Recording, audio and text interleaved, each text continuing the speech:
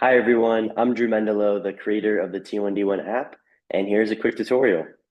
So right when you download the app, it'll put you into the self-selection process, and these are just screens that are FD required to be an over-the-counter app. So these will be questions to make sure that this app is intended for you. So for example, this first one is asking if the patient has type 1 or type 2 diabetes or neither, and obviously they're going to need to have type 1 diabetes. Next question, they have to be over 2 years of age. So any of these bottom three answers will work. This third one, they need to have a blood glucose target, a correction factor, and a carb ratio given by you guys, the doctors and medical providers. And lastly, they need to be on MDI. They need to be able to check their blood glucose levels.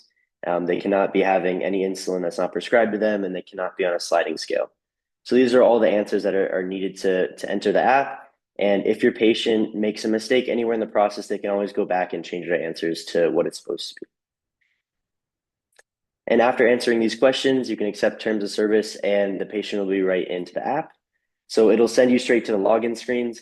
I'm actually going to create a new account. So in the bottom right, I'm going to select register now down here. And I'm going to enter my name and then my email and then a password following the guidelines right below. And then hit register. So after registering a new account, now we'll put you into the onboarding screens. So these are questions, really just getting the user's profile set up with the settings that you guys, the doctors, give to them. So you can see the first one, you enter your glucose unit. So I'll just select milligrams per deciliter in this case. It'll ask for your blood glucose target, which is given to them by you guys, obviously. The correction factor, the carb ratio, and then the basal rate as well. Obviously, the basal rate isn't incorporated into the calculation. It's just almost for tracking purposes later when they can enter when they take basal. So then it'll give them a quick summary, and if they enter any numbers wrong, for example, this is where you can double check and go back and edit it. And so after all this onboarding questions are done, it'll actually put you into the app. So this is the main page of the app. This is the bolus calculator. I'm actually not going to start here. I'm going to start in the settings page. So in the bottom right tab down here, if you click settings, this is the settings page, and you can see all the onboarding values that we just entered before are entered for the patient here. And if they want to change or edit any of them, they can just click and change them. So really quickly, I want to highlight this multiple calculator profile setting at the top. I think this is a very important feature in this app, and I think it will help a lot of people. So this allows the patients to have different settings throughout the day. And I'm sure as most of you are aware, especially at the beginning, your settings are constantly changing at different times of the day and also day to day. Especially the first 2 weeks when you, the doctors, are tweaking and editing these settings, it makes it really easy for them to change without having to go in every single time they calculate and change their settings. So if I actually click into this multiple calculator profiles section, you can see these are all the profiles. There's 4 default ones that they give you. But then you can also edit, rename, delete, and then add your own profiles. So if I add my own down here, I can click add profile and just show you what the process looks like. So let's say I want one for when I play soccer, for example. I can name this soccer.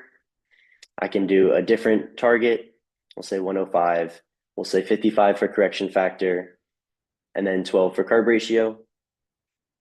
And then this will now create a new soccer profile, which you can see right here with different values from the profiles below it.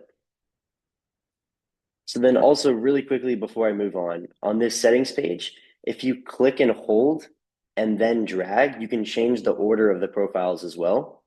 And this may not seem that important, but I'll show you if you go back onto the calculator screen now. So I'm going to hit this bottom left calculator icon. It'll first ask you for your profile, which is the actual settings for that calculation. And so you can see this order is the same order from the settings page. So it really just gives you the extra level of customization to make it a little easier for you. So now if I want to actually calculate insulin, you select a profile, so we'll say soccer, and you can see all the settings, the target up here, the correction factor in the middle, and the carb ratio at the bottom are there for you just to make sure you're using the right profile and that everything's correct.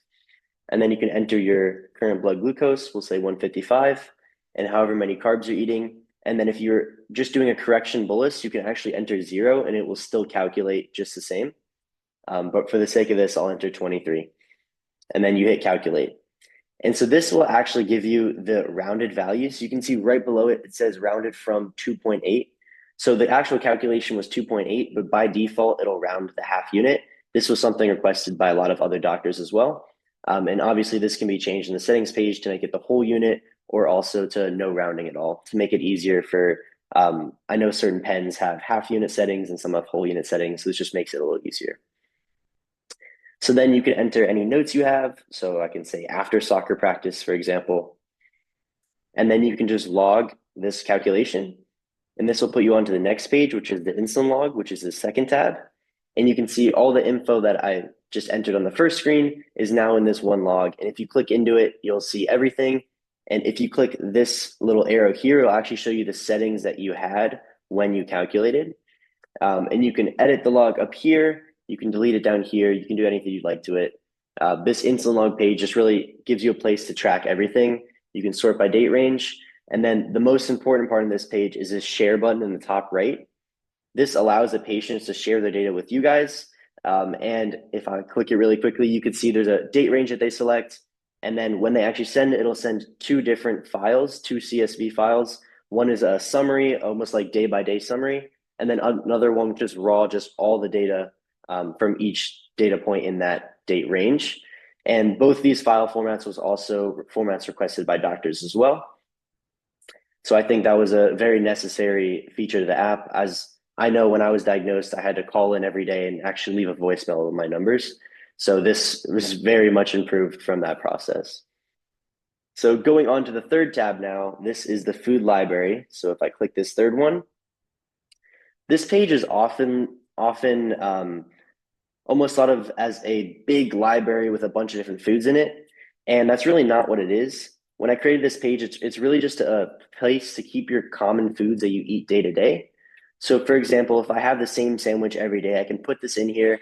And then instead of calculating how much each part of the sandwich was every single time, I can just say, oh, it was 30 grams of carbs, for example.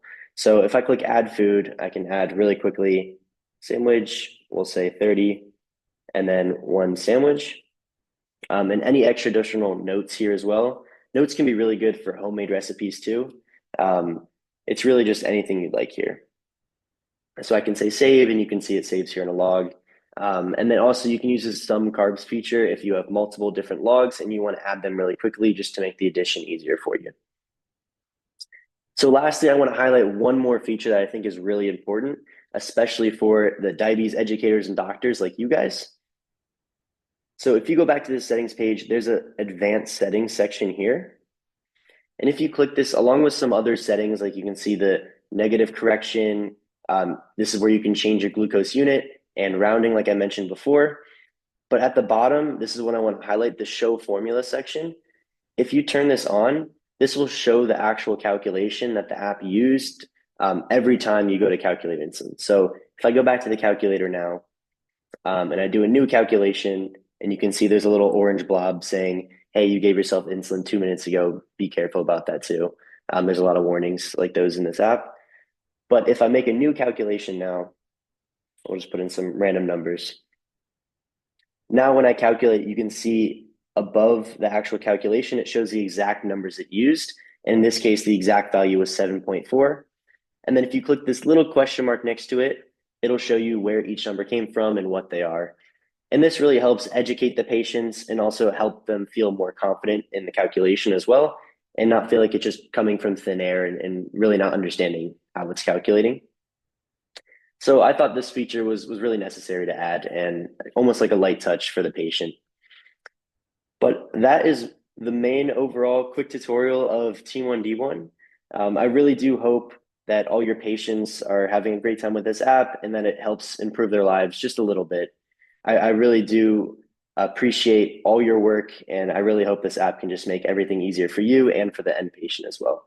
If you have any questions, or if any of your patients have questions, please reach out to support@t1d1.org, and I'll answer any questions you have. Thanks so much.